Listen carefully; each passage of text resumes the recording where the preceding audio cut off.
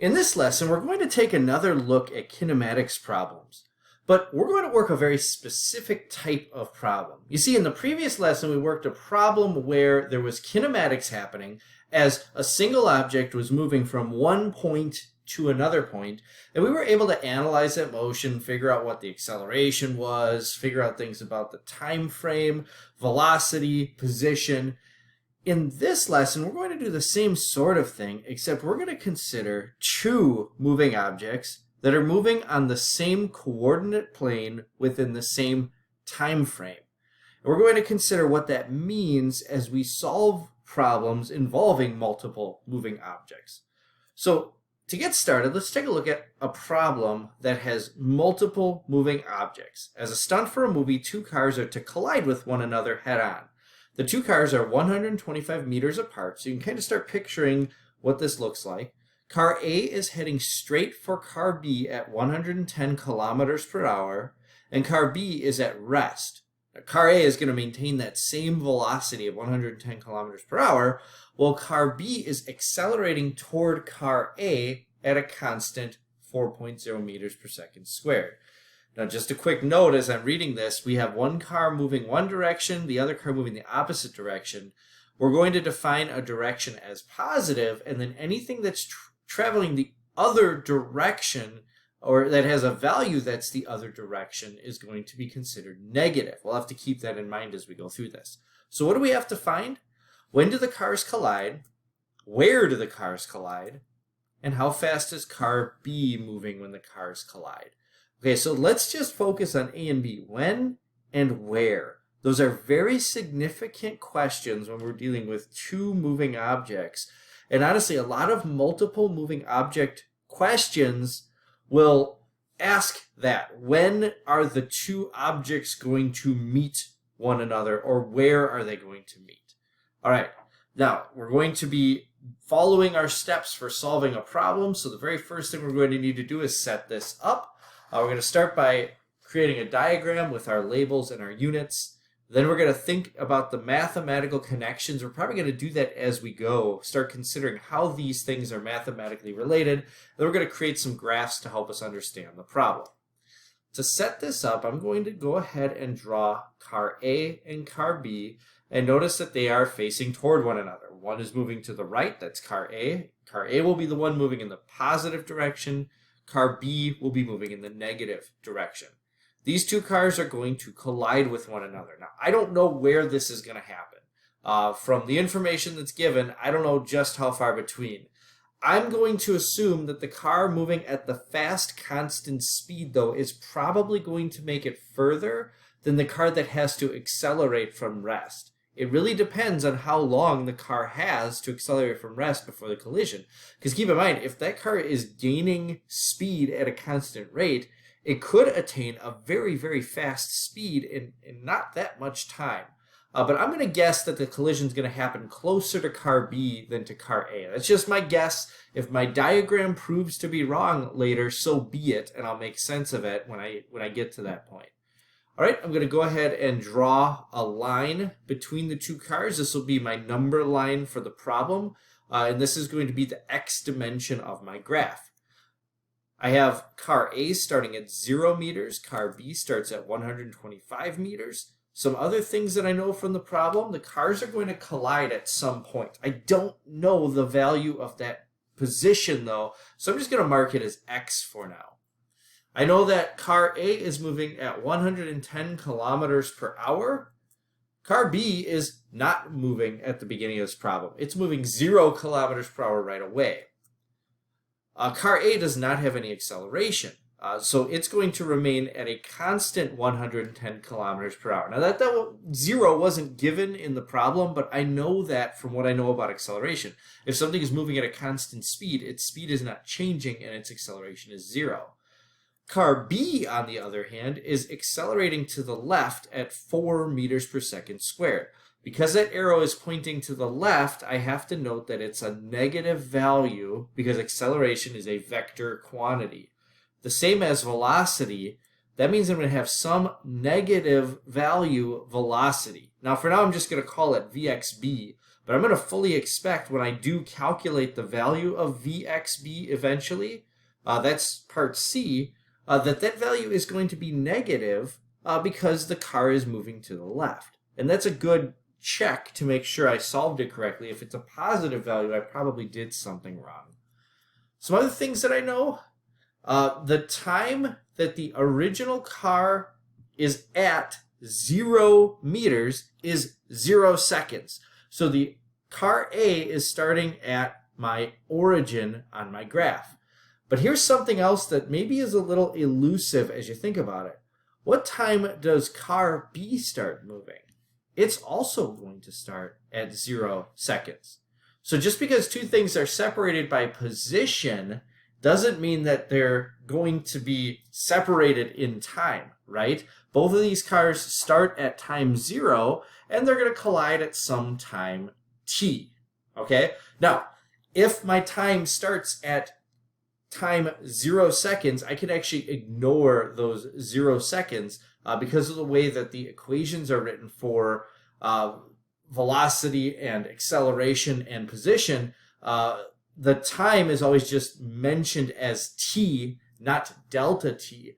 So I don't care about the original time if the original time is 0. So all I need to note here is that the cars will collide at some time t. All right, now I've got everything I need in the setup of the diagram for this problem. Another very useful tool is actually creating a table that shows all of the pertinent values related to kinematics. The values that I need to know for a kinematics problem are always starting distance and final distance, or position, starting velocity, final velocity, acceleration, and time. So I'm just going to put all these in a table and see what I know.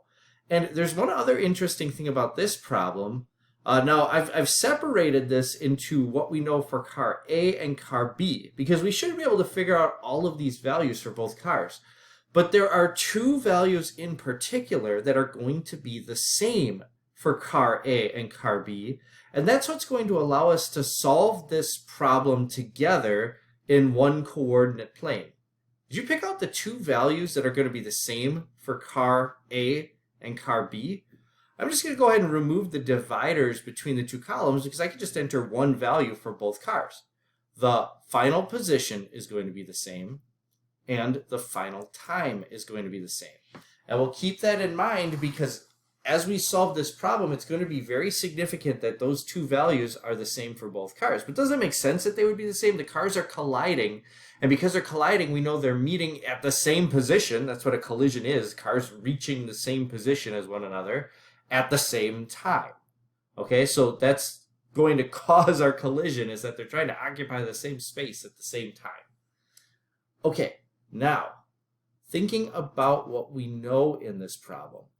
I know XO, the original position of car A, is 0 meters. I know the original position of car B is 125 meters.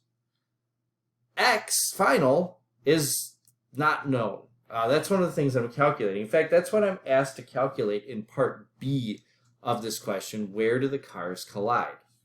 What about the original velocity of car A? Well, I know that it's 110 kilometers per hour. That presents us with a problem, though, because I have accelerations in meters per second squared. So that label, kilometers per hour, is incompatible with meters per second. So I'm going to have to change that to meters and seconds. So in my diagram, I'm going to note that 110 kilometers per hour is Vx of car A. Notice I didn't say VXO of car A because I'm not talking about the original velocity here. It's a constant velocity. It's always going to be 110 kilometers per hour throughout this entire problem. So I don't have to note that it's the initial or original velocity. I'm just going to call it Vx for car A. All right, and let's do our conversion. So here I have 110 kilometers per hour, and I need to get this into meters and seconds instead of kilometers and hours. Well, one of these conversion values can be found on the table of metric prefixes. You see on this table, I see kilo, like kilometers, and I see that there's 1 times 10 to the third meters in a kilometer. So I'm going to multiply by a conversion factor that has 1 times 10 to the third meters and a kilometer in it. And I need to do it in such a way that I cancel kilometers out and I'm left with meters in my numerator, like meters per second. So the one I'm going to multiply by is just 1,000 meters, or 1 times 10 to the third meters, divided by 1 kilometer. And I can cancel off kilometers in the numerator and in the denominator because they're on opposite sides of the fraction. So now I'm left with meters per hour. But I don't want meters per hour, I want meters per second because my acceleration is in meters per second squared, or meters per second, not meters per hour per hour. So I need to get rid of that hours and change it to seconds. Well, I'm going to do that by multiplying by this conversion factor. There's 3,600 seconds in 1 hour. How do I get 3,600? Well, it's 60 seconds in a minute times 60 minutes in an hour. So there's 3,600 seconds in an hour. But I need hours on the top of my conversion factor because I need to cancel out hours in the denominator way over on the left. So those are going to cancel. And then when I multiply across, 110 times 1,000 divided by 3,600 gives me 30.6 meters per second. And that's the value that I'm going to go ahead and record in my table for the original velocity of car A. And like we talked about, car A's velocity isn't changing. So we're going to see in a little bit that the final velocity of car A is going to be the exact same value. What about the original velocity of car B? Well, that one's actually pretty easy to find as well because it's given in the problem. We know that car B starts at rest, or at 0 kilometers per hour. Now, again, kilometers per hour is not a very useful label, but this one's easy to change because it's 0. Any measure of speed is going to be 0 when the vehicle is at rest. So we don't actually need to convert. We could just change the label on this to 0 meters per second. Next, we'll look at the final velocity for car A, which we mentioned before is exactly the same as its initial velocity because that car is not accelerating. So I'm just going to fill in 30.6 meters per second because we already converted that before. The final velocity of car B is one of the things we're looking for in this problem. We don't know what it is yet, so I'm just going to mark a question mark there because we need to calculate that. The acceleration of car A is 0 meters per second squared.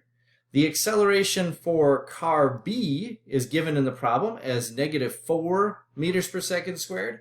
Actually, remember, the problem just called it 4 meters per second squared, but I know it's moving toward the left. So that's going to be a negative acceleration compared to the direction we identified as positive. And then lastly, the time value for both cars to the collision is the same, but we don't know what it is from the problem. So I'm just going to mark that with a question mark for now as well. So now we have this table that shows us exactly what we know and what we don't know. And this is going to help us to select an equation that will help us to solve this problem. Now, honestly, for car B, there may be more than one way to do this. More than one equation that may work. I mean, let's take a look at what we know with regard to all three equations. For the first equation, for the second car, I know the original velocity, I know the acceleration, I don't know final velocity or time. There's two unknowns there. Now, I can't solve an equation for two unknowns unless I have two equations with the same unknowns that I can put together. So we'll just keep that in mind. Look at the second equation. I know the original distance. I know the original velocity for car B. I don't know time, but I do know the acceleration. So here, my unknowns are distance and time. Interestingly, I'm just going to point out those are the first two questions I'm asked to find values for. When do the cars collide? That's time. And where do the cars collide? That's position. So this middle equation will give me two of the values that I'm looking to solve for. And then the last equation has velocity, acceleration, and position. For that equation, I don't know the final velocity, but I do know original velocity is 0, and I know acceleration. I also know the original position, which is a part of that equation as well. So there my unknowns are final velocity and position. Now you may have noticed that I've mentioned my unknowns, and I'm going to be asked to solve for all three of these. But I'm going to try to do this in order the best that I can. So I'm going to choose the second equation that has the first two variables I'm looking for in it, position and time. I'm going to move this equation over and save it for later, but I'm also going to note that I need a second equation with similar unknowns in it for me to be able to solve this, because I have two variables and I can't solve an equation for two unknowns. I need two equations, a system of equations to solve for two unknowns. So what's the other equation going to be? Well, this one's a lot simpler because I'm going to use an equation for car A, and only one of these equations tells me anything useful about a car moving at a constant speed with no acceleration. Just take a look at equation number 1. What happens if I plug in 0 for acceleration there? Well, 0 times time is 0, so that second term is just going to disappear. And then I'm just going to have the expression Vx equals Vxo. In other words, my original velocity is the same as my final velocity because there was no acceleration. That's an obvious statement that's unuseful to me. At least the equation worked, but I can't use that for anything. What about the third equation? What if I plugged in 0 for acceleration there? Again, that last term goes to 0, and I'm left with the expression Vx squared equals Vo squared. And once again, if I square my velocity, it's going to be the same number as if I square my velocity because the velocity is the same. Unuseful. But look at the middle equation. What happens if I plug in 0 for acceleration there? Do you notice that that last term is now 0? But I still have useful information in the equation. Position equals the original position plus velocity times time. Do you recognize that? That equation is the same as the equation for the definition of velocity. And it is a useful equation because it's going to tell me how much position is going to be covered in a certain amount of time at a specific velocity. And I know that velocity is 30.6 meters per second or 110 kilometers per hour. So that's a useful equation. And that's the equation we will always use for constant velocity because it's the only one that gives us useful information.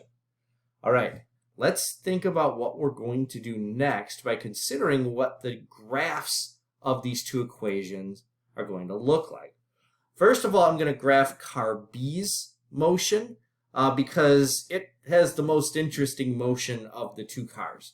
So car B is starting at position 0, 125. Way at the top, and it's actually going to be moving so that its position value is decreasing. It's starting at 125 and then it's moving back towards 0. And not only is its position decreasing, but it's decreasing at a rate that's becoming a faster and faster decreasing value.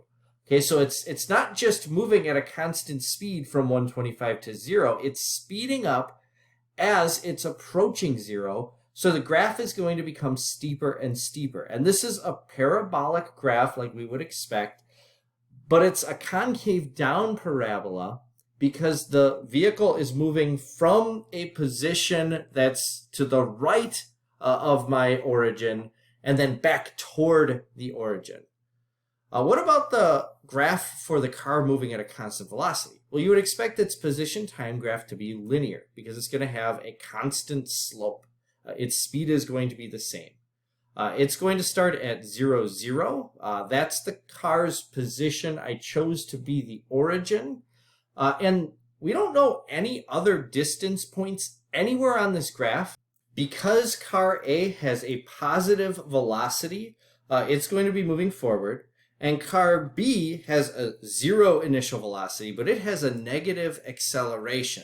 And that acceleration is going to govern the steepness of the parabola. It's going to be heading back toward the origin. There's going to be a point at which these cars are going to collide with one another. And for now, I'm just going to note that that point is Tx, some time and some position.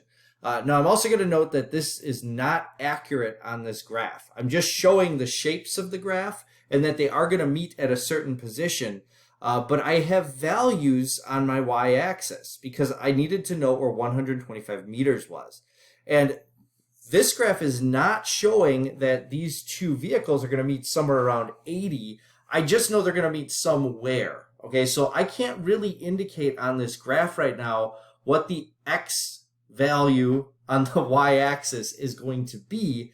I'm just going to take a guess, and then we'll clarify it later once we have an actual value for x. So in other words, this graph is not drawn to scale. This was not carefully drawn to show the actual two equations. It's just a sketch to help me understand what's happening in this problem, and I will need to update it later as new information becomes available. All right, that's the setup phase. Let's go ahead and get into the solution phase. We can do the math. This is going to go fairly quickly. We'll simplify, and we'll see if we can figure out what our when and where values are, our t and x values. Let's start with our equation for car A. And is anything in that equation going to be 0? Well, I know the original position of car A is 0, and that simplifies the equation a bit. It's simply going to be x equals the original velocity, which is actually the same as the final velocity, so I could have just written it as the velocity times time. Okay, simple equation, very straightforward.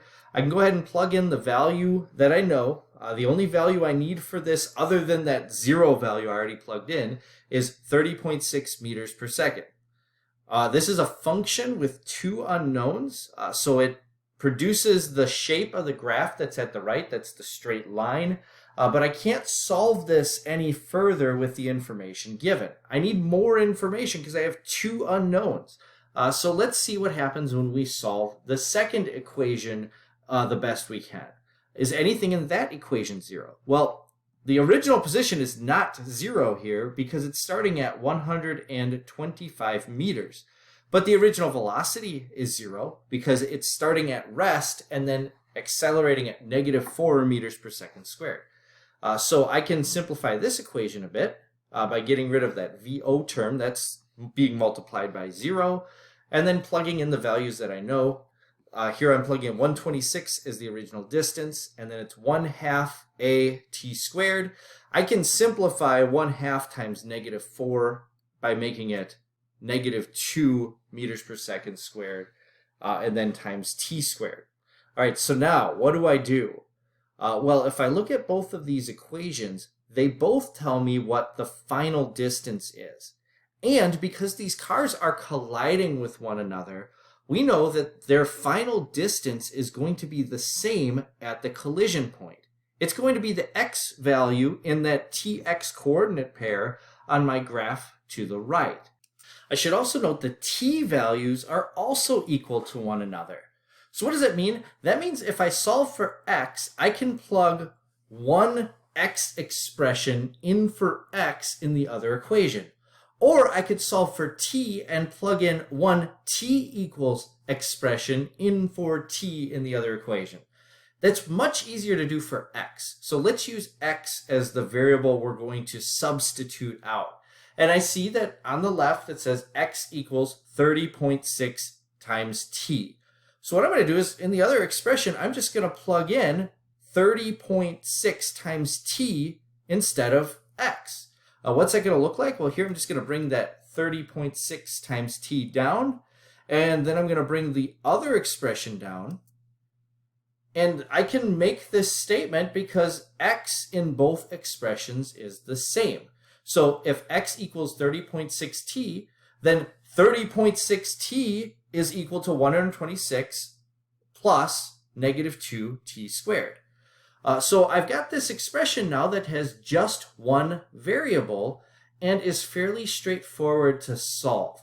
When I say fairly straightforward, I mean it's solvable. You don't have to do any other steps manipulating the variables in this equation, but there is a trick to doing this one, and that is that we need to get 0 on a side by itself.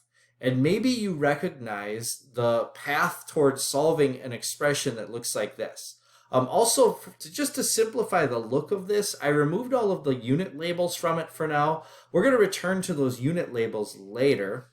Do you recognize what kind of expression this is and how we're going to go about solving this? You could do this using a graphing calculator. There's multiple ways that you could go about this. I am going to use the quadratic formula. because here we need to know what the value of t is, and t is in a quadratic expression. So we know that if we have a quadratic expression, we can use the quadratic formula to find the values that t could have. And t is going to have two different values when I solve this.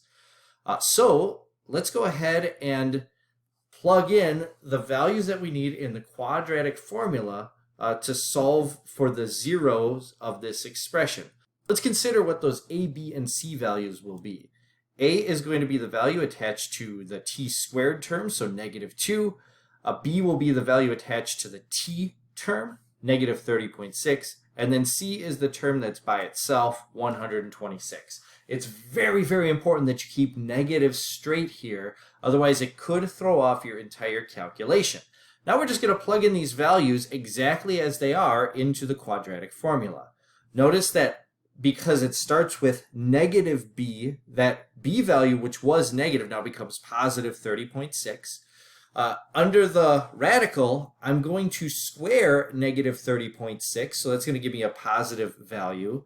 And then I have those negative values multiplying one another in that right-hand term. So that right-hand term is actually going to become a positive term. I'm going to be adding whatever 4 times 2 times 126 is to 30.6 squared. I'll take the square root of that, and then I'll divide. When I work all of this out, I find that t is going to be 30.6 plus or minus 44.1 divided by -4. If I add 44.1 to 30.6 and divide by my negative number, I'm going to get a negative value. My first value is going to be that t equals -18.7 seconds. That doesn't sound like a very useful or realistic value. Why would the time be before my reference moment? Okay, so we'll talk about that in just a little bit, but let's see what the other value is. So if I subtract 44.1 from 30.6, I'm going to get a negative number, and then I can divide that by -4, and that value comes out to be 3.38 seconds. It's probably a good idea for you to check my work here. Go ahead and calculate through the quadratic formula yourself to see if you get the same two t values that I get, because the only way to consistently use the quadratic formula correctly every time is to practice with it. You'll find that if you practice with it, it'll be a lot easier to keep the negative values straight and calculate with them correctly, compared to if you don't practice and you just kind of dive into it when you need it. It's a lot harder to visualize how it works, and especially to keep those negative values straight. But you should calculate these two values. 3.38 seconds is the reasonable one, the one that I'm going to keep, because it's the one that occurs after the reference moment. It only makes sense that the cars are going to collide in the future after they start moving, not before they've started moving in my problem. The other thing that we're going to look at in a little bit is to see whether this time is reasonable based on the distance values it yields. For instance, these cars are 125 meters apart. If I find that car A travels more than 125 meters before the collision, that's a problem. Or if car B travels more than that distance, that's not realistic because they have to collide somewhere in between that 125 meter span. Okay, now I'm going to go ahead and update my graph. I'm going to plug in the t-coordinate for that ordered pair. That t-coordinate is going to be 3.38 seconds. I'm also going to update my table, and I know that the time that both cars are traveling before the collision is 3.38 seconds. Now, before we move on to calculating the position, though, let's talk about why there's a negative t value as well that's incorrect. Because you see, when you graph these equations, the graph is just going to extend into any quadrant where the graph extends. So this parabola is going to be in all four quadrants, quadrant 1, 2, 3, and 4. Notice that there are negative time values on this parabola that I would just discount because I know that this car is starting from rest and it's going to be accelerating back toward the origin. So there wouldn't have been this negative time value where the car was moving forward, but then moving forward at a slower and slower rate until it reached a point where it actually was no longer moving forward, and then it starts accelerating backward and picking up speed backward on the other side of the parabola as I follow this concave down parabola. But this is what it would look like if I graphed the equation. It would extend into all quadrants of the graph, even the quadrants that don't make any sense. And then if I extended the line that I used to graph car A into the third quadrant, I would see that it also continues backward, because we could just assume from the equation that the car is moving with a positive velocity at the same rate. Even before the initial moment on the graph, the car could have been moving before the origin forward at the same rate. So I could extend these lines backward. And the point is, your calculator doesn't know the difference, or any program that you're entering these into to see what the graphs look like are just going to graph the entire parabola. So there's this point, this other point, where the line intersects a parabola. And that is going to have the time coordinate negative 18.7 seconds. I don't know what the position coordinate is. I could calculate it, but it's not realistic anyway, so I'm not going to worry about it. But there is another intersection point. So when you calculate the zeros of this equation to get the t values, you're going to get two t values. And both of them are intersections on the graph. But only one of them is going to be the intersection that you're looking for. Keep in mind, too, that there may be two positive intersections that occur in the correct quadrant, and you have to pick the one that makes sense for the motion that you're actually analyzing right now. In this case, the one that makes sense is the one that happens in the first quadrant of the graph after time moves forward from the reference moment, and the cars both have a positive position somewhere less than 125 meters. Okay, now let's move on to calculating that actual position value. And all I need to do is pick one of my original equations and plug in my time value to solve it. The easy equation to choose was this one. My position is 30.6 meters per second times the amount of time. So what I'm going to do is calculate the position of the first car, car A, after 3.38 seconds, moving at 30.6 meters per second. And I just simply plug in what the time value is and multiply those two values together, and I find that the position where they collide is 103 meters. That is less than 125. And car A, which was moving at a pretty fast constant rate, did cover a lot more distance than car B covered toward car A, which is to be expected because car B started at 0 meters per second and had to accelerate up to speed. So this makes sense. I'm going to go ahead and update the table with that X value we just calculated. Both vehicles are going to meet at position 103 meters, and again at time 3.38 seconds. I'm also going to update that value in the graph, but I can't just put that value in the graph by itself because notice that that point that I have plotted there, remember I just used it as an estimated point, is not at 103 meters. So I'm just going to go ahead and erase that line that I have in the graph so far, and I'm going to replot it so that it's moving through the point 3.38 seconds and 103 meters. So this is what these two graphs look like. Again, just notice how striking it is that car A moved much, much further than car B did. But again, that can be explained by the speeds of the vehicles as they started off. There's one value that remains unknown, and that's part C. How fast is car B moving when the two cars collide? Well, this is actually going to be pretty straightforward to calculate, but let's go back to our setup phase and set this one up by just considering the motion of car B. We can take car A out of the picture completely because now we know how long it took for car B to reach the collision point and how far it traveled. So here are the values that we need pertinent to car B's motion, and here are the equations that we have to choose from. do we have an equation that can be used to easily calculate the final speed of car B?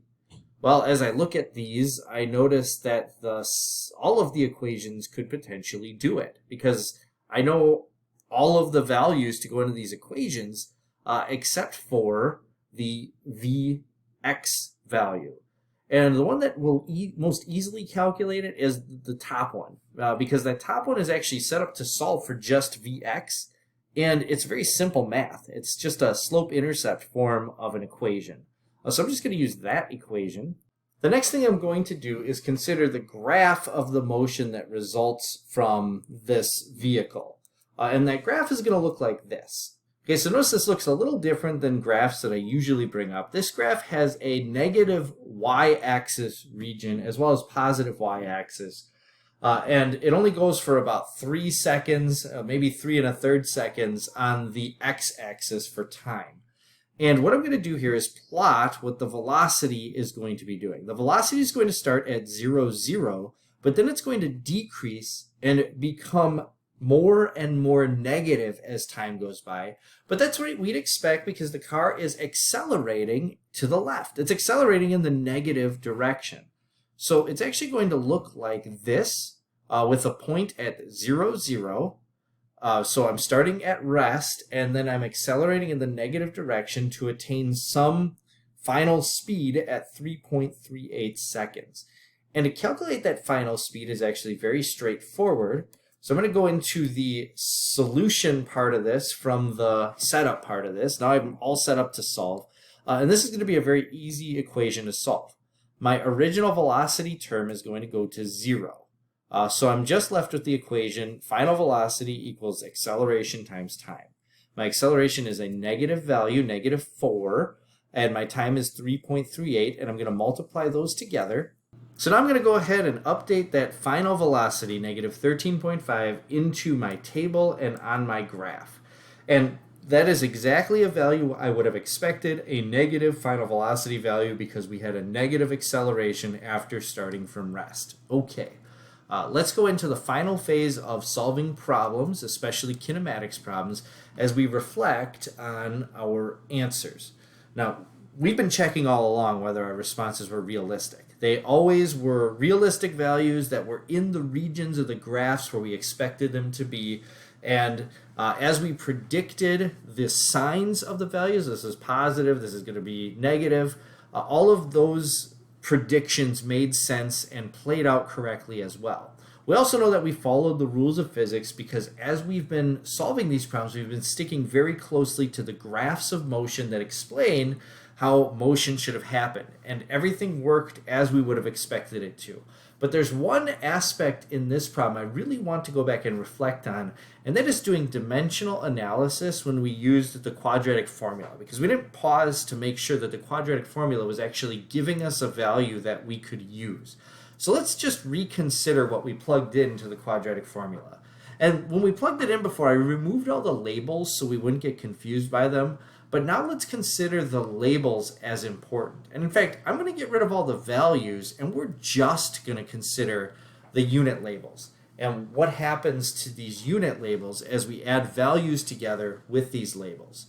Okay, so am I going to end up with a value after using the quadratic formula that's a logical time value? So let's start with what's under the radical.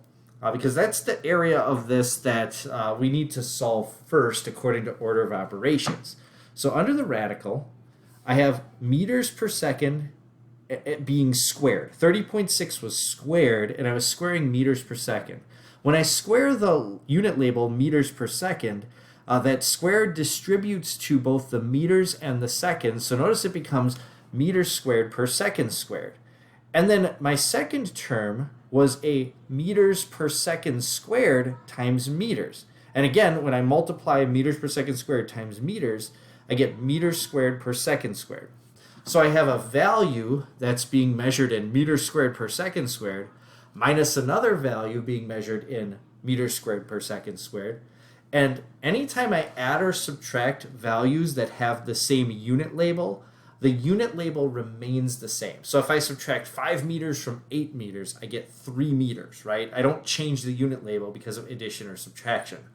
It also doesn't work the same way that variables work. So if I had x minus x, it would be 0. But these are numbers that are attached to these unit labels. So it might be 5 meters squared per second squared minus 2 meters squared per second squared, and I keep meters squared per second squared as my unit label. So what I'm going to do is under the radical, I'm just going to keep meters squared per second squared, and then outside of the radical, I have the unit labels I had before. Now what happens when I take the square root of meters squared per second squared?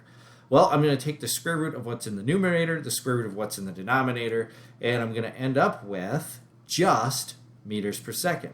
And once again, if I have meters per second plus or minus meters per second, in the numerator I just have meters per second, because when I add or subtract units, they stay the same.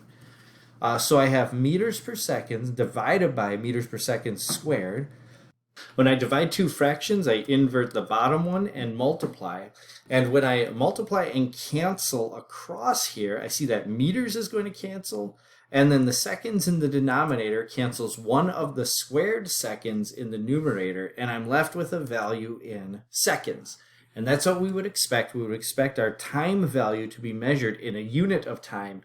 So my dimensional analysis makes me confident that we used the quadratic formula correctly. Okay, and that is how you work a kinematics problem with two separate objects.